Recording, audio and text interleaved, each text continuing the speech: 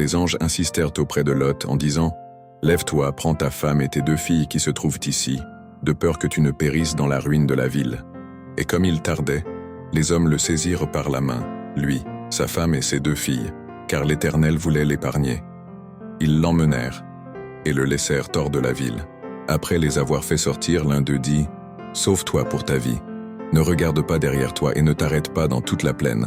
Sauve-toi vers la montagne, de peur que tu ne périsses. Voici, j'ai trouvé grâce à tes yeux, et tu as montré la grandeur de ta miséricorde à mon égard, en me conservant la vie. Mais je ne puis me sauver à la montagne, avant que le désastre m'atteigne, et je périrai. Voici, cette ville est assez proche pour que je m'y réfugie et elle est petite. Oh, que je puisse m'y sauver. N'est-elle pas petite? Et que mon âme vive. » Et il lui dit, « Voici, je t'accorde encore cette grâce, et je ne détruirai pas la ville dont tu parles. Hâte-toi de t'y réfugier, car je ne puis rien faire jusqu'à ce que tu y sois arrivé. » C'est pour cela que l'on a donné à cette ville le nom de Tsoar. Le soleil se levait sur la terre, lorsque Lot entra dans Tsoar.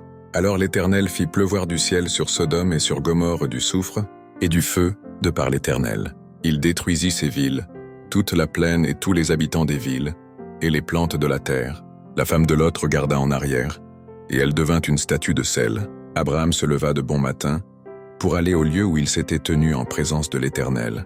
Il porta ses regards du côté de Sodome et de Gomorrhe, et sur tout le territoire de la plaine.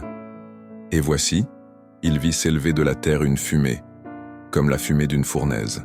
Lorsque Dieu détruisit les villes de la plaine, il se souvint d'Abraham, et il fit échapper l'eau du milieu du désastre, par lequel il bouleversa les villes où Lot avait établi sa demeure.